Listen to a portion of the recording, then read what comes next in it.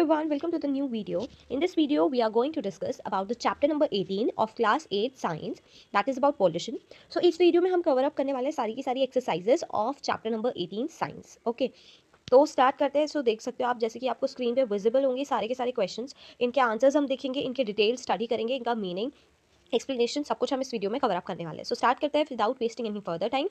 So first question is what are the different ways in which water gets contaminated. तो water कैसे कैसे contaminated होता है, उसमें कैसे किस तरीके से कंटेमिनेशन आता है, ये सब आपको बताना है. तो अलग अलग वेज बताना है. सो देखिए कैसे कैसे कंटेमिनेटेड होता है वाटर.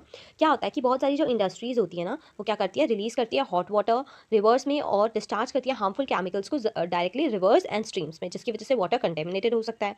उसके अलावा कई सारे केमिकल फर्टिलाइजर्स हैं, पेस्टिसाइड्स हैं, वीडीसाइड्स हैं, जो कि एग्रीकल्चर में यूज़ किए जाते हैं. ठीक है, एग्रीकल्चर जो भी प्रैक्टिसेस हैं उनमें यूज़ किए जाते हैं, जो कि वाटर में डिजॉल्व होते हैं और वो भी डायरेक्टली वाटर बॉडीज़ में एंटर कर देते हैं, जिसकी वजह से वाटर कंटेमिनेटेड होता है. थर्ड वन इज़ जो आपका थ्रोइंग होता है. हम क्या करते हैं, अनट्रीटेड सीवेज जो होता है, घर का वेस्ट होता है, उन सब चीज़ों को क्या करते हैं, डायरेक्टली रिवर्स में डाल देते हैं, जिसकी वजह से भी वाटर कंटेमिनेटेड हो जाता है. ठीक है, सो ये वेरियस वेज थे जिनके थ्रू वाटर कंटेमिनेटेड होता है. Okay, next move on to the second question, that is at an individual level how can you help to reduce air pollution. एक अपना इंडिविजुअल लेवल पे बताना है कि हम कैसे रिड्यूस कर सकते हैं एयर पॉल्यूशन को. ठीक है, सो देखिए at a individual level we can do following things to reduce air pollution. पहली चीज़ क्या है, हम सीएनजी का इस्तेमाल कर सकते हैं. CNG means compressed natural gas, क्योंकि ये लेस पॉल्यूशन कॉज करती है बजाय पेट्रोल, डीजल या और कोई भी ऑर्डिनरी जो मतलब फ्यूल्स हम यूज़ करते हैं उनसे, उनके अलावा अगर हम सीएनजी का यूज़ करें तो CNG is less polluting. So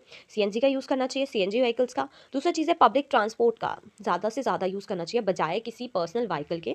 we should use a public transport, तो उसकी वजह से भी पॉल्यूशन कम होगा, एयर पॉल्यूशन कम होगा. Next is generate awareness about air pollution by talking to your family members and friends. हमारे जो आसपास के लोग हैं, हमारी फैमिली है, हमारे फ्रेंड्स हैं, उनको हमको बताना चाहिए कि कितना इंपॉर्टेंट है कि हम कैसे कैसे एयर पोल्यूशन को कम कर सकते हैं. इन सारे मेजर्स के बारे में उनसे बात करनी चाहिए. नेक्स्ट इज सबसे मेन और इम्पॉर्टेंट कह सकते हैं, हमको बहुत ज़्यादा से ज़्यादा जितना ट्रीज़ हमसे हो सके उनको क्या करना है, प्लांट करना है, और जो पहले से भी ट्रीज़ हैं उनकी भी रक्षा करनी है. So these are some steps जिनकी वजह से जो हम इंडिविजुअल लेवल पे हम जिनको प्रैक्टिस कर सकते हैं in order to reduce the air pollution. Okay, next question पे आते हैं. तो देखिए clear transparent water is always fit for drinking comment. ठीक है, वो बोल रहा है कि जो पानी साफ दिख रहा है, ट्रांसपेरेंट है, वो हमेशा फिट होगा पीने के लिए. ज़रूरी नहीं है, कमेंट बोल रहा है तो इसमें आपको अपने व्यूज़ लिखना है. सो देखिए ज़रूरी नहीं है कि जो वाटर बिल्कुल क्लीन दिख रहा है वो सच में क्लीन भी हो. उसमें कुछ डिजीज कॉजिंग माइक्रो ऑर्गेनिजम्स हो सकते हैं या कुछ इंप्योरिटीज़ हैं जो कि डिजॉल्व उसमें हो सकती हैं. सो ज़रूरी नहीं है कि जो पानी साफ दिख रहा है वो फिट हो ड्रिंकिंग के लिए. इसीलिए हमें हर तरीके के वाटर को पहले एक बार प्योरीफाई कर करके उसके बाद पीने की ज़रूरत है. इसीलिए हम उसको प्योरीफाई कर सकते हैं बॉइलिंग के थ्रू. सो ज़रूरी नहीं है कि क्लीन और ट्रांसपेरेंट वाटर हमेशा फिट हो ड्रिंकिंग के लिए. ओके, नेक्स्ट क्वेश्चन देखते हैं. Question number 4. क्वेश्चन नंबर 4 है, you are the member of a municipal body of your town, make a list of measures that would help your town to ensure the supply of clean water to all residents. आप एक member है municipal body के, आप municipal corporation के एक member हैं अपने town, अपने शहर के. तो आपको एक लिस्ट बनानी कि क्या क्या मेजर्स आप लोगे ताकि लोगों के घर साफ पानी पहुंचे, जहाँ जहाँ लोग रहते हैं तो उनके घरों तक साफ पानी पहुंचे. तो देखिए कुछ मेजर्स यहाँ पर लिखे गए हैं.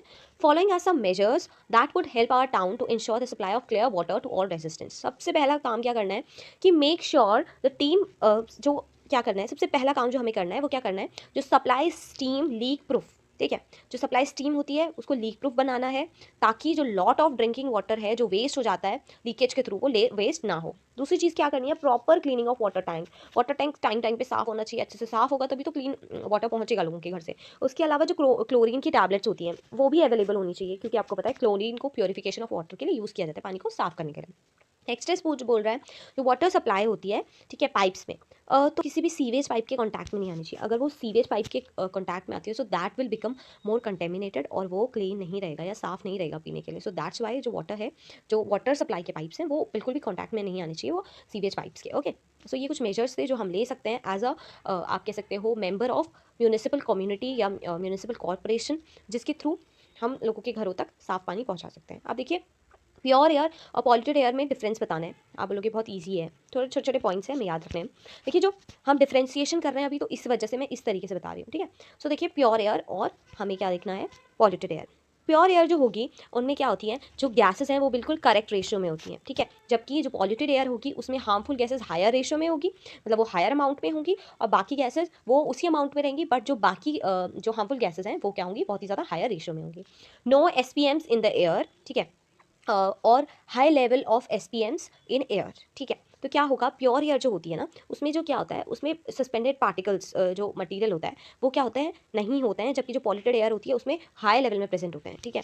और स्मोक स्मोक की बात करें हम, तो स्मोक प्रेजेंट होता है प्योर एयर में, ऐसा बिल्कुल भी नहीं है। तो स्मोक कहाँ एब्सेंट होता है, प्योर एयर में स्मोक एब्सेंट होता है, जबकि पॉल्यूटेड एयर में वो प्रेजेंट होता है। आपको ऐसे डिफ्रेंसिएशन करके इसको लिखना है। नेक्स्ट इज जो प्योर एयर है वो बिल्कुल भी किसी के लिए भी हार्मफुल नहीं होती है, दैट इज नॉट हार्मफुल, और जबकि जो पॉल्यूटेड एयर होगी वो काफ़ी ज़्यादा हार्मफुल होगी for all the living organism.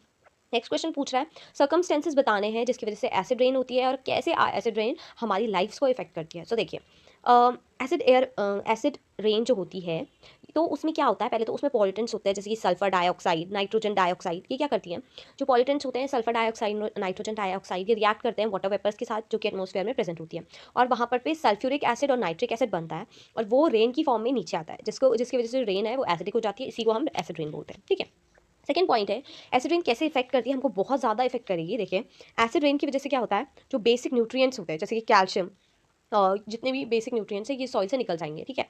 दूसरा काम क्या हो रहा है, जब एसिड रेन हो रही है ना, तो एसिड रेन की वजह से कोरोजन होता है जो मेटल्स का, तो वो उनमें जो कोरोजन है, जो डैमेज है वो होने लग जाएगा, और वो काफ़ी ज़्यादा होने लग जाएगा। नेक्स्ट जो एसिड रेन है वो डैमेज कर देती है बिल्डिंग को और स्कल्पचर्स को, जितनी भी बिल्डिंग्स है, बड़ी बड़ी बिल्डिंग्स हैं या मॉन्यूमेंट्स हैं, स्कल्पचर हैं जितने भी, उनको भी बहुत ज़्यादा डैमेज होता है through the acid rain. Next is acid rain causes damage to fresh water life, ठीक है। एसिड रेन क्या कर रही है, डैमेज कॉज कर रही है फ्रेश वाटर लाइफ पे, और वो क्या कर रही है, वाटर जो पॉपुलेशन है जैसे कि फिशेज जो होती हैं लेक्स में, या जितने भी वाटर एनिमल्स हैं, उनकी जो लाइफ है उनको थ्रेटन कर रही है, क्योंकि जो रेन है होती है वो डायरेक्टली वाटर के जो सोर्स है उसमें वो इंट्रोड्यूस हो रही है, जिसकी वजह से ऑब्वियस सी बात है कि वहाँ पर पे जो भी ऑर्गेनिजम्स रह रहे हैं उनको काफ़ी ज़्यादा डैमेज पहुँचेगा। ओके, नेक्स्ट क्वेश्चन देखते हैं। This is a multiple choice question type question, that which of the following is not a green house gas, इनमें से कौन सी ग्रीन हाउस गैस नहीं है, ये पूछ रहा है। तो नहीं है तो देखिए, methane, sulphur dioxide, carbon dioxide, oxygen. तो करेक्ट आंसर हो जाएगा वो आपका बी हो जाएगा, दैट इज ऑक्सीजन। ऑक्सीजन एक ग्रीन हाउस गैस नहीं है, ठीक है। बाकी सारी जो गैसेज हैं वो आपकी ग्रीन हाउस गैसेज में आ सकती हैं, but oxygen green house gas में नहीं आएगी। नेक्स्ट पूछ रहा है, describe the green house effect in your own words, अपने वर्ड्स में बताने कि ग्रीन हाउस इफेक्ट क्या होता है, ठीक है। तो देखो, जो ग्रीन हाउस होता है वो पहले तो हम ये देखेंगे कि ग्रीन हाउस होता क्या है। ग्रीन हाउस जो है, ठीक है, तो वो एक नर्सरी में या कहीं भी हो सकता है जहाँ पे सन की जो हीट होती है उसको अंदर नहीं आने दिया जाता है, ठीक है। बट सन की जो हीट है वो अंदर तो नहीं आएगी, बट अंदर से जो हीट है वो बाहर जा सकती है। तो जो ट्रैप्ड हीट होती है, एक तरीके से जो हीट अंदर है वो क्या करती है, वो क्या करती है, वो गर्म कर देती है उस ग्रीन हाउस को, और जो रेडिएशन वहाँ पर एक तरीके से ट्रैप हो जाता है, ठीक है, अर्थ के एटमॉस्फेयर से, ठीक है। और वहाँ पे एक बहुत ही ज़्यादा सिमिलर फंक्शन होता है, जो वहाँ पे रेडिएशन होता है वो क्या करती है, वो फर्दर वार्म कर देता है अर्थ को, और इस इफेक्ट की वजह से ग्रीन हाउस इफेक्ट होता है, ठीक है। Without this process life would not have possible on earth because the low temperatures. क्या होता है कि देखिए, कहीं कहीं जगहों पे बहुत ज़्यादा लो टेम्परेचर भी होता है, और CO2 एक गैस है जो कि रिस्पॉन्सिबल होती है इस इफेक्ट के लिए। सो CO2 गैस इज जस्ट, हम बोल सकते हैं कि CO2 जो गैस होती है वो बहुत ही ज़्यादा इफेक्ट करती है, that is green house effect. Next is other gases हैं जैसे कि मीथेन है, नाइट्रस ऑक्साइड वेपर्स हैं, वो भी बहुत ज़्यादा कंट्रीब्यूट करते हैं इस इफेक्ट के लिए। सो इनको भी क्या कहा जाता है, they are also called greenhouse gases. Okay, next बोल रहा है, prepare question number 9, that prepare brief speech on global warming, you have to deliver speech in your class. Okay, सबसे पहले हम ग्लोबल वार्मिंग पे हमको एक स्पीच तैयार करनी है। तो देखिए, ग्लोबल वार्मिंग क्या होता है, एक बहुत बड़ा चैलेंज है हमारे प्लानट के लिए ग्लोबल वार्मिंग, जो आजकल हमारा अर्थ फेस कर रहा है, दैट इज़ जो टेम्परेचर है उसमें बहुत ज़्यादा राइज होता जा रहा है, वो टेम्परेचर बढ़ता जा रहा है, और जिसकी वजह से जो ग्रीन हाउस गैसेज हैं उनका रिलीज़ काफ़ी ज़्यादा बढ़ गया है एटमॉस्फेयर में। कि गैसेस हैं जैसे कि कार्बन डाइऑक्साइड है, मीथेन है, वाटर वेपर्स हैं एटमॉस्फेयर में, तो ये क्या करते हैं, सोलर रेडिएशन को ट्रैप कर देते हैं जो भी अर्थ से रिलीज होता है, और ये हेल्प करते हैं हमारे प्लानट को वार्म करने में, ठीक है। सो हाउ एवर एक increase in amount of green house gases, अगर क्या हो रहा है कि इंक्रीज होता जा रहा है ग्रीन हाउस गैसेज में, तो जिसकी वजह से अर्थ के टेम्परेचर में भी जो चेंज आएगा, बढ़ेगा अर्थ का टेम्परेचर, जिसकी वजह से ग्लोबल वार्मिंग होती है। Okay, so next question discuss करते हैं, describe the threat to the beauty of Taj Mahal, ठीक है। आपको पता है there is a very famous monument जिसका नाम है ताजमहल। तो आपने देखा होगा बहुत ज़्यादा आर्टिकल्स आते हैं इसके बारे में कि क्यों ताजमहल की जो ब्यूटी है वो कम होती जा रही है, उस पे क्यों थ्रेट है, तो इसके बारे में बताना है। तो देखिए क्या हो रहा है कि जो इंडिया का एक बहुत ज़्यादा फेमस हम बोल सकते हैं टूरिस्ट डेस्टिनेशन है, या जहाँ पर ज़्यादातर टूरिस्ट आते हैं या लोग घूमने जाते हैं, वो ताजमहल है, और जो कि आगरा में लोकेटेड है।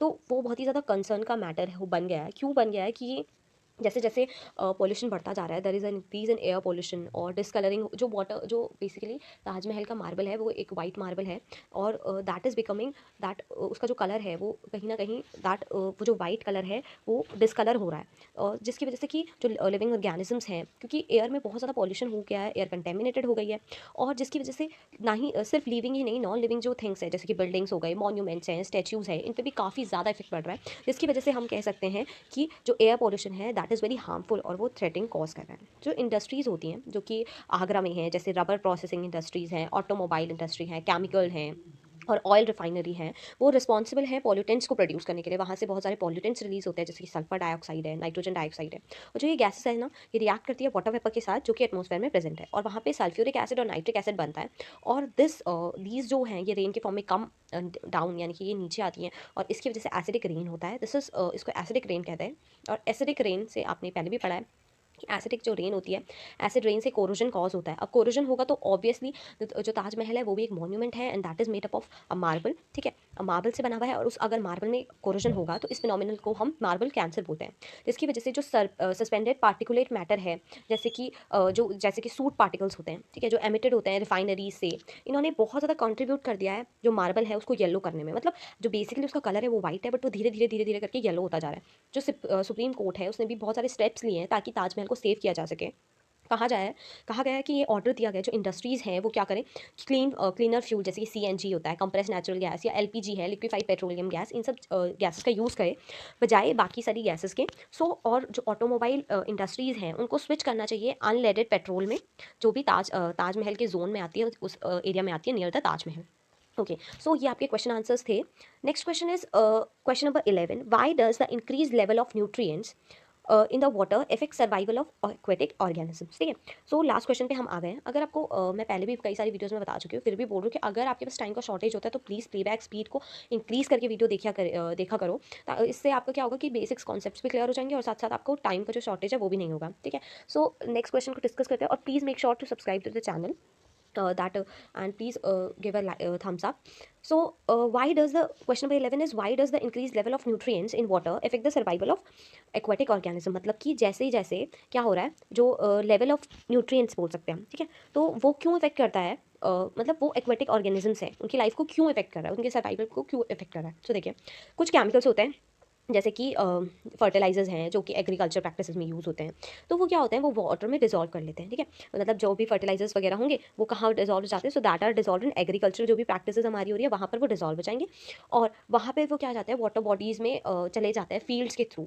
और जो इनकी एक्सेसिव क्वांटिटीज़ होती हैं, मतलब क्योंकि आपको पता है फर्टिलाइजर्स में कहीं सारे नाइट्रेट्स होते हैं, फॉस्फेट्स प्रेजेंट होते हैं, जो कि क्या करते हैं, ये फर्निश करने का काम करते हैं सॉइल को। बट यही जो नाइट्रेट्स और फॉस्फेट्स जब वाटर में चले जाते हैं तो ये क्या होता है कि ये एक फूड का काम करते हैं डिकम्पोजर्स के लिए, जैसे कि बैक्टीरिया। तो ये क्या कर लेते हैं, अ लॉट ऑफ ऑक्सीजन को यूज़ कर लेते हैं, जिसकी वजह से जो वाटर है उसमें ऑक्सीजन लेवल जो होता है वो बहुत ही जल्दी जल्दी डिक्रीज हो जाता है। अब अगर वाटर में ही ऑक्सीजन लेवल डिक्रीज हो जाएगा तो वहाँ पर जितने भी ऑर्गेनिजम्स हैं उनके सर्वाइवल के लिए एक थ्रेट आ जाएगा, और वो बहुत ही ज़्यादा हार्मफुल होगा वहाँ के ऑर्गेनिजम्स के लिए, जो भी इस वाटर बॉडी में या पर्टिकुलर वाटर बॉडीज़ में रह रहे हैं उनकी लाइफ के लिए एक थ्रेट है ये बहुत बड़ा। जिसकी वजह से क्या नहीं होना चाहिए, जो केमिकल्स हैं उनका जो डायरेक्टली वो डिजॉल्व नहीं होने चाहिए वाटर बॉडीज़ में, और ना ही वाटर कंटेमिनेटेड होना चाहिए। सो ये थे आपके question answers of question chapter number 18, that is of your science. So I hope you will ये वीडियो आपके लिए यूजफुल रहा हो। Thank you for watching this video. Make sure to like, share, comment, subscribe to the channel. Thank you everyone.